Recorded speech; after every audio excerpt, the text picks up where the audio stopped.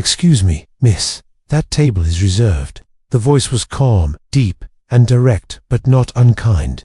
Ava Rowan looked up, startled, blinking into a pair of intense eyes set beneath sharp, dark brows. A quiet panic fluttered in her chest. She glanced at the place setting before her, and then back at the man, realizing in slow, dawning horror that she had made a mistake, a big one. Her lips parted to apologize, but no words came.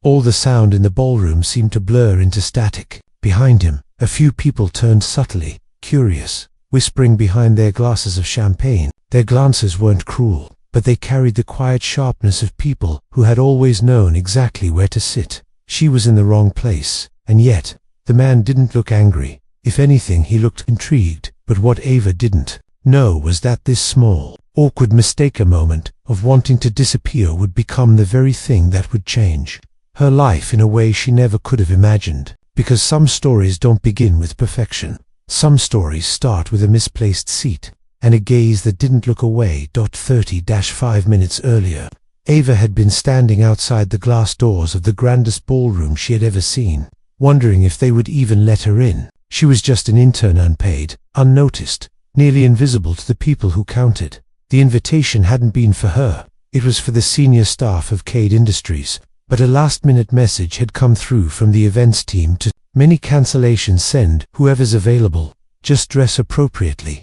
Ava hadn't hesitated. She borrowed a navy blue dress from a neighbor she barely knew, the hem a little too long and the fit a little too snug around the ribs. She twisted her hair up with bobby pins and wore the only heels she owned, ones she had rescued from a thrift store bin. They pinched with every step, but she didn't care. This gala celebrating 100 years of Cade Industries was the kind of event that shaped futures, a place where decisions were made in whispers and fortunes changed with a glance. She had no idea what she was supposed to do once inside. No one had responded to her follow-up messages, so she came early, hoping to blend in until someone gave her direction.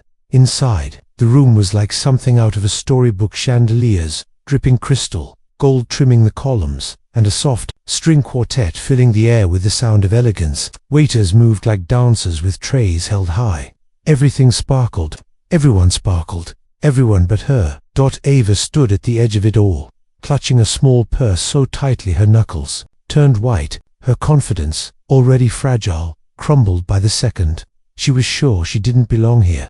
Every smile looked rehearsed, every suit tailored to the man, every gown glittering like it had been stitched with intention. She felt like background noise in a world that didn't even hear her, and that's when she saw the table, tucked quietly near a column, half concealed behind a towering vase of white peonies. There were no guests seated there yet. A small silver nameplate sat face down on the linen tablecloth. A mistake, maybe. Or maybe the seat was open. Her feet carried her before her courage had a chance to falter again. She slid into the chair, heart still pounding, hands still shaking. For once, she wasn't standing awkwardly at the edge. She was just sitting, just breathing. She hoped no one would notice her for a while, but someone had. From the other side of the room, Julian Cade had seen her the moment she walked in, because she made a scene, or sparkled like the others, but because she didn't. Because everything about her screamed of someone trying not to be noticed. Someone walking with careful steps, shoulders tight, eyes scanning for a place to hide. And that fascinated him. Julian had built Cade Industries into a global empire by knowing people, reading them, understanding what made them tick before they even knew it themselves. And in a room full of people who wore their confidence like designer labels, this girl sat with a quiet sort of strength. She didn't try to shine. She didn't need to. Now she was sitting at his table, the table reserved for him. The placard she hadn't seen carried his name. For a moment, he just watched her, how she nervously picked at the corner of a napkin, how her eyes darted around but never settled on anyone, how she seemed like she was trying to disappear, but in doing so, drew the sharpest kind of attention. He approached without announcing himself, curious more than anything. That was when she looked up. Their eyes met, and everything shifted. She scrambled to stand, flustered. "I'm so sorry," she stammered. "I didn't realize, I didn't see." But he held up a hand gently, stopping her words before they spiraled into apology. "It's all right," he said with a small, unreadable smile. "You're already here." Ava froze. What did that mean? He pulled out the chair across from her and sat down. The ballroom didn't stop, but in her mind, it did, completely. He extended his hand. Julian Cade. Her heart nearly stopped. The Julian Cade. She took his hand with a grip that was too weak and a mind already spinning. Ava, she whispered, Ava Rowan.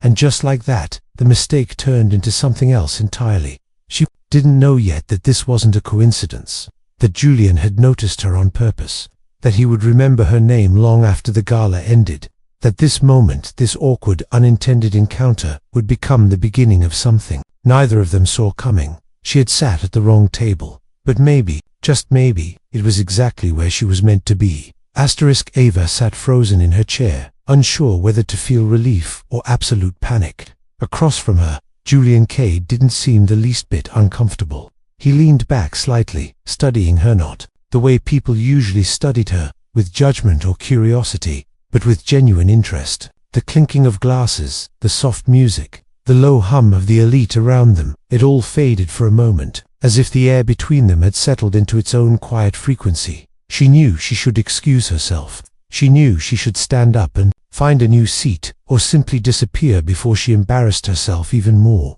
But something about the way he looked at her, unhurried, as though he had nowhere else to be, made her hesitate. "This seat was reserved for you," she whispered. Finally, her voice smaller than she wanted it to be. He nodded once. "It still is." Those words felt strange, weighty, like they meant more than they should. Ava's mouth opened slightly, then closed. She didn't know what to say to that. What could she say to a man like Julian Cade? Moments ago, she had been invisible. Now she felt like she was under a spotlight. He tilted his head. "You're not from the corporate team, are you?" Ava blinked. "No, I'm just an intern." Her voice broke around the word, as if saying it aloud confirmed that she didn't belong here. "I figured," he said, not unkindly. "Most people at this table usually arrive rehearsed." She frowned. "Rehearsed?" He gave a quiet, almost imperceptible chuckle. "Polished, calculated, dressed like they're going to war." Ava looked down at her borrowed dress. It was elegant in its own way, but it wasn't designer. It didn't shimmer under the lights. There were tiny invisible safety pins at the back, where her friend had adjusted it just enough to hold. "I guess I missed the memo." "You didn't." He was serious now. "That's why I noticed it wasn't a line." It didn't feel like flattery. It felt ... honest. And that was more disarming than anything else he could have said. Julian turned his attention to the glass of water before him and took a slow sip. Ava took the opportunity to study him more closely. She had seen photos, of course, business magazines, news features, social media, but in person, he was more than the glossy image. There was something quieter about him, something thoughtful. Still, none of this made sense. Why wasn't he asking her to leave? Why wasn't he annoyed? Her phone buzzed in her lap. It was a message from Lara, another intern. "Where are you? Valerie's looking for you." Ava's heart jumped. She had forgotten about Valerie entirely. "I should go," she said quickly, fumbling for her purse. Julian watched her without moving. "Why?" "I think someone's looking for me. I wasn't actually supposed to be in here. I just came in because the events team said I could wait somewhere quiet." He raised an eyebrow. "And you thought my table was quiet?" She flushed. "I didn't know it was yours." "I know," he said, then smiled again. "That's what makes it interesting." She didn't understand this man. His words were calm, his tone inviting, but something deeper flickered behind his eyes. He was watching her closely, but not the way people usually did. He wasn't measuring her. He was ... curious. She wasn't used to being a mystery to anyone. She stood, heart pounding. "Thank you for not being upset.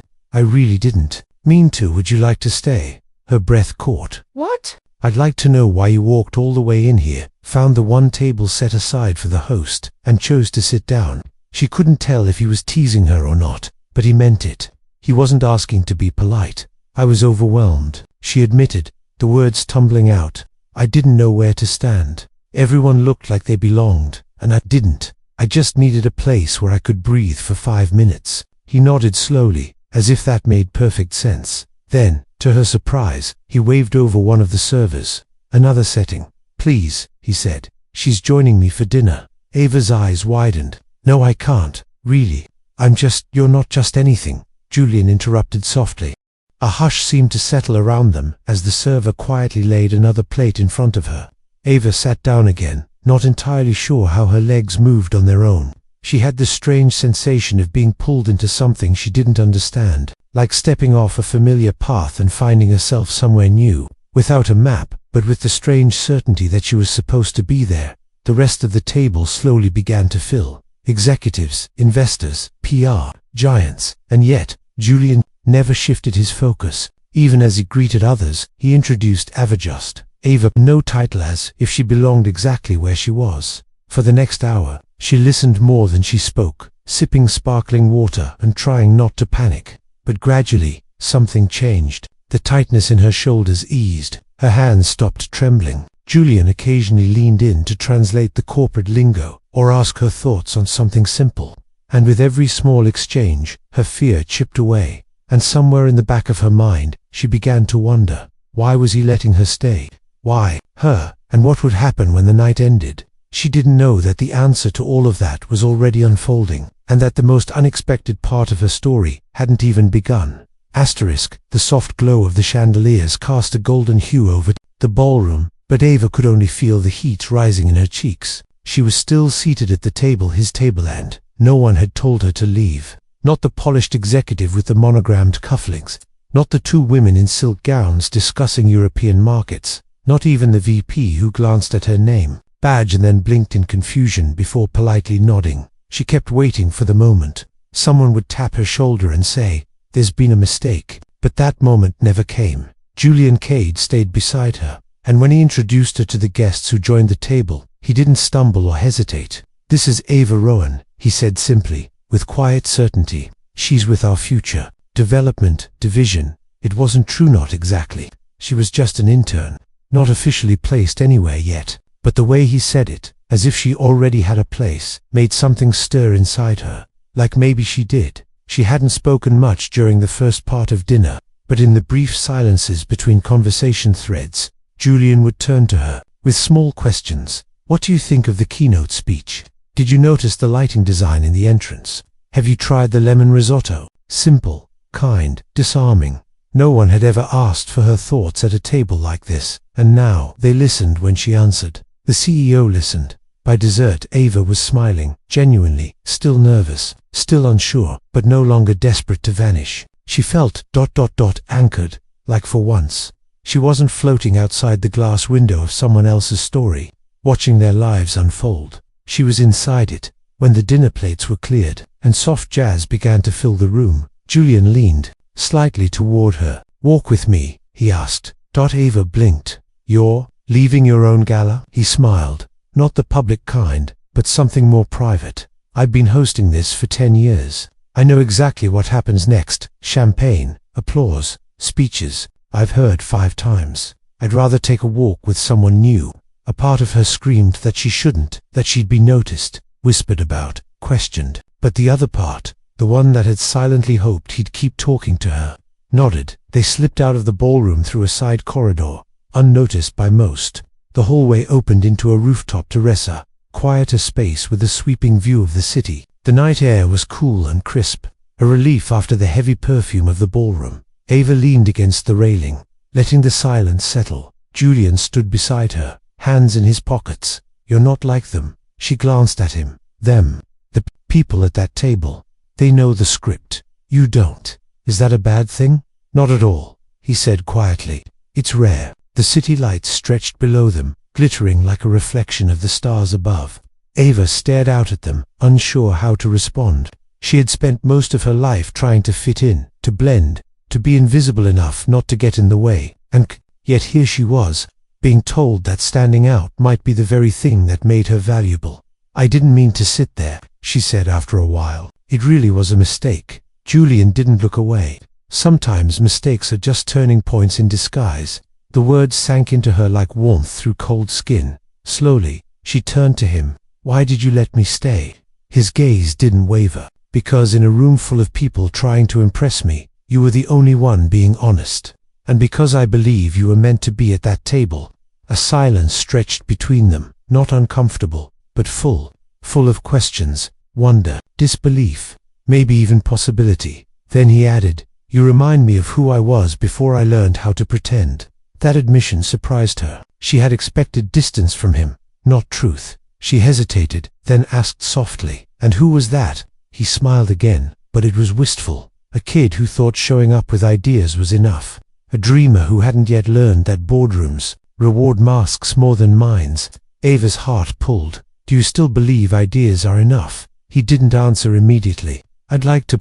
That's why I'm still looking." Their eyes met again, and this time, she didn't look away. Somewhere inside her, the quietest part, the part she had long buried under self-doubt, sat up and listened. She had always believed she was born to remain unnoticed, but maybe, just maybe, she had been waiting for someone to notice her for the right reasons. As the wind brushed past them and the lights of the city blinked like distant hopes, Ava realized that this wasn't just a moment, it was a beginning of what she couldn't say, but she no longer wanted to run from it. Ava didn't sleep that night. She lay in bed staring at the ceiling, still wearing the faint scent of white peonies from the ballroom, her heels discarded at the door, and her phone lighting up every few minutes with texts she couldn't bring herself to open. Her mind kept replaying everything, every glance, every word, every moment she thought she would be asked to leave, but wasn't. She had never spoken with someone like Julian Cade before, let alone shared a table with him, walked beside him, been asked to stay, and not once during their strange, quiet conversation did he speak down to her. He didn't treat her like a mistake. He treated her like someone worth listening to, and that terrified her more than being invisible ever had. By morning, the story had already begun to ripple through the office halls. She arrived at Cade Industries just after 8 a.m., wearing her simplest blouse and a cardigan that had been washed so many times the fabric had thinned near the elbows. She kept her eyes down as she moved past teams gathered by the espresso bar and tried not to hear the murmurs, low, buzzing curiosity floating like perfume in the air. "Is that her? The intern from the gala? I heard she sat at the CEO's table, uninvited. She ate dinner with him. Do you think it was a test? She probably knew someone. You don't get that lucky." She wanted to disappear, shrink down into the stitching of the carpet, but she kept walking. When she reached her desk, an envelope was already waiting there. Her breath caught. She opened it carefully. A single note, neatly folded, typed unsigned. "Conference room for B9 o'clock. A.M. Don't be late." That was all. Her palms began to sweat. Her first thought was, "This is it. They're letting me go. Someone figured out I wasn't supposed to be there, and now they think I crossed a line." But she still went. At exactly 8:58, she stepped inside the glass conference room and froze. Julian Cade was already there, alone. He didn't look surprised to see her. In fact, he didn't even look up at first, just motioned to the chair across from him. Still reviewing something on a sleek silver tablet. Ava sat slowly. Her heart beat loud in her ears. When he finally looked at her, his expression was unreadable. Not cold, not warm, measured, curious. "I didn't call you in here to talk about last night," he began. She straightened slightly, trying to steady her voice. "All right, I want to talk about what you said at the table." Ava blinked. "What I said? You mentioned something about the internship program, how it's designed more like observation than opportunity. That stuck with me." She didn't remember saying it so clearly. It had been a nervous half-comment, something she'd said while stirring her drink, not thinking anyone truly listened. "I meant it," she said softly. "I know. That's why I want your help." That silenced her completely. He slid the tablet across the table. On the screen was a draft for a new internal initiative, highlighting education, mentorship, idea development. It was called Nextin. "I started this proposal a year ago, but it hasn't gone anywhere. No traction, no real-world input, just theory." She scanned the outline, her fingers barely brushing the glass. "I need someone who remembers what it's like to stand outside the door," Julian said, his tone even. "I need a fresh perspective, someone who doesn't talk in boardroom language yet." Her hands began to tremble. "Why me?" "Because when everyone else in the room tried to impress me, you spoke the truth." Ava swallowed hard. This wasn't what she expected. She thought she'd be fired or were silently blacklisted. Instead, she was being invited in. To something real. He watched her carefully. "I'm not offering a promotion, not yet. I'm offering a seat at a different table, one that hasn't been built yet. But if you want in, I'll make sure you're heard." It was too much, and yet not enough. She didn't trust it was this a moment, or just a spark, that would burn out once the press cycle moved on. "I'm scared," she admitted. Julian didn't flinch. So was I, when I built this company.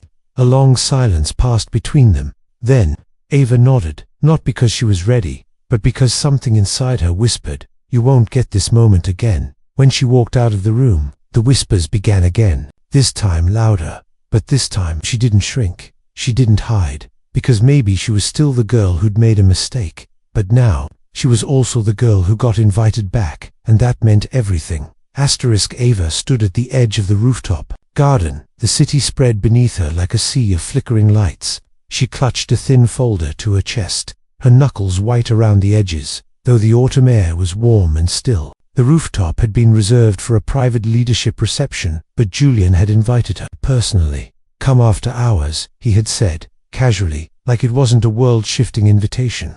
"I want you to meet someone." And so she came. 3 weeks had passed since the gala, since the night that rewrote everything, since the mistake that turned into a seat at the table, and everything was changing. The whispers at the office had dulled but not disappeared. She still heard the occasional laughter after she walked past, the hushed voices asking, "What's she even doing in that room?" Some people smiled at her new thin, polite smiles that never reached their eyes, but Julian never wavered. He sent her notes, asked her to sit in on calls, gave her assignments that weren't just real, they were meaningful. Her work had suddenly gained weight, and with it, her voice. But tonight was different. Tonight wasn't about tasks or training. It was something else. She felt it in the way Julian had said her name that morning, in that calm, unreadable tone he used when something big was about to happen. She turned at the sound of the glass door opening. Julian stepped out, not in a tailored suit this time, but a dark shirt with the sleeves pushed up, relaxed but intentional. He looked less like the man from Forbes magazine and more like someone trying to remember what it meant to breathe. "You made it," he said. "I told myself I'd find a reason not to, couldn't." He smiled faintly and motioned to the small table near the railing. 2 glasses, a bottle of still water. "Nothing extravagant." Ava sat. "You said you wanted me to meet someone," she said cautiously. Julian nodded. "Before that, I need to tell you something. Something I haven't told anyone in a very long time." A pause. His voice softened. "I used to be you." She frowned. "Not literally, but close enough. When I first walked into this building, I wasn't the man in charge. I was an intern with a broken laptop and a second-hand tie. No one looked twice. Except for one person, my mentor, Evelyn Cade, my great-aunt." Ava straightened slightly. She'd heard the name. Evelyn Cade had built the foundation of the company before passing it to Julian. But no one ever spoke of her as a mentor, only as a legend. She believed in people no one else noticed. She saw things: talent, quiet strength, kindness, but most of all, she valued those who hadn't been given a spotlight yet. Ava didn't speak. She barely breathed. "She took a risk on me," Julian continued, "the way I'm taking one on you." Her throat tightened. "Why now?" He leaned back, folding his arms. "Because I've spent years surrounded by voices trained to agree. People polished enough to impress, but too safe to challenge. You weren't trying to impress anyone that night. You were honest, nervous, unsure, but real." She looked down at her hands. "I didn't mean to end up at your table. I just needed somewhere to hide. And that's the point," he said. "You chose refuge, but you brought something into that space that made it better. That's leadership, even if no one taught you to call it that." The words landed like a warm wave in her chest. Then he reached for the folder she was holding. "May I?" She nodded. He opened it, scanning the proposal she'd been working on for the past 2 weeks, a revised mentorship plan for Nextin, this time including support for interns from non-traditional backgrounds. She'd poured everything into it, her fears, her hopes, her experience of being unseen. Julian read in silence, then closed the folder carefully. "It's better than anything my team's written in the last year," he said. She looked at him, unsure whether to believe him. "You don't have to say that." "I don't, but I mean it." Then he stood. "I want you to present this to the board next week."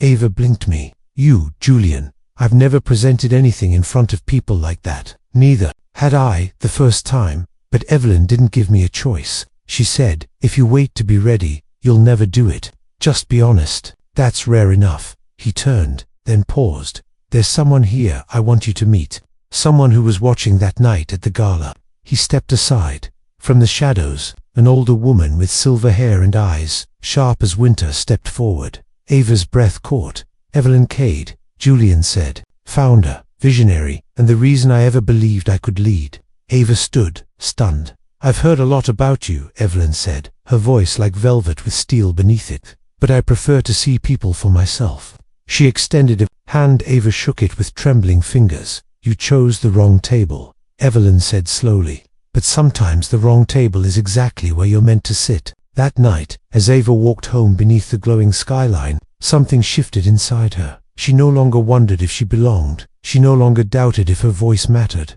Because sometimes, the seat you take by accident becomes the place you were always meant to rise from. ChatGPT said. Ava adjusted the microphone, her palms damp as the boardroom's lights dimmed just slightly, casting the long mahogany table in a soft glow. Faces stared back at her, some curious, some guarded, others entirely unreadable. And at the head of the table sat Julian, silent but steady, his presence offering quiet reassurance. She had practiced her opening a dozen times. Each version felt either too stiff or too unsure. But now, standing here, she didn't want to perform. She wanted to tell the truth. So she did. When I sat at the reserved table that night, she began, her voice wavering just slightly. I wasn't supposed to be there. I didn't know who it was for. I just needed a moment to collect myself, to breathe. A ripple of amusement passed through a few listeners. But what happened next wasn't just a mistake. It became the beginning of something I never expected: being seen, being asked to show what I could do, being asked to belong. She paused, looking down briefly at her hands, then she lifted her eyes. I didn't go to an elite school. I didn't have connections in this city, but I've always believed that great ideas come from overlooked places, that brilliance is quiet sometimes, not flashy. One of the older board members tilted his head, intrigued. And that's what this proposal is about. Creating a path for people like I was, like many still are, who have potential, but no open door. People who work hard in the shadows, waiting for a light. She clicked the remote in her hand. The screen behind her shifted to the first slide, a case study from her own internship group, where half the candidates had dropped out due to lack of mentoring or support. I'm not here to impress you. I'm here to ask you to imagine how much more we could build if we widened the table instead of keeping it exclusive. A stillness took over the room. A few board members leaned forward. Evelyn Cade, sitting beside Julian for the first time in years, nodded once barely, but enough that Ava noticed. She continued her presentation, moving into the proposed phases: mentorship programs, flexible internships, real-world tasks instead of busy work, and access to senior feedback, not charity opportunity, earned, nurtured, real. By the time she finished, the silence was so sharp she could feel her heartbeat echo in it. Then someone clapped. It was Evelyn, followed by another board member, then another. Julian smiled, not with pride, but with something deeper, like relief, as if he had known this moment was coming and just needed the others to see it too. Ava sat down slowly, breath catching in her throat. She didn't dare speak. The chairman leaned forward. You're not what I expected. Ava gave a small, uncertain smile. I've been told that before. Well, he said, folding his hands, this might be the most meaningful initiative we've seen all quarter. And just like that, it was done. Later that evening, as the office began to empty and golden light painted long shadows across the floor, Julian found her standing by the window again, watching the city. You did more than present, he said softly. You moved them. I almost didn't come, she whispered. I almost walked away from that table that first night. He nodded. And now people will sit because of you. Doors will open, all because you stayed. She turned to him, unsure of what to say, so he said it for her. You changed the room, Ava, just by being yourself. That night, when she left the building, not as a mistake, not as a stand-in, but as a voice, Ava felt something she hadn't known she was allowed to feel. Not hope, that had always flickered deep within her. This was different. It was ownership. It was the quiet power of knowing she had earned her place without pretending to be anyone else. Because sometimes, the reserved table isn't reserved for power. Sometimes, it's reserved for those brave enough to sit at it by accident and stay anyway.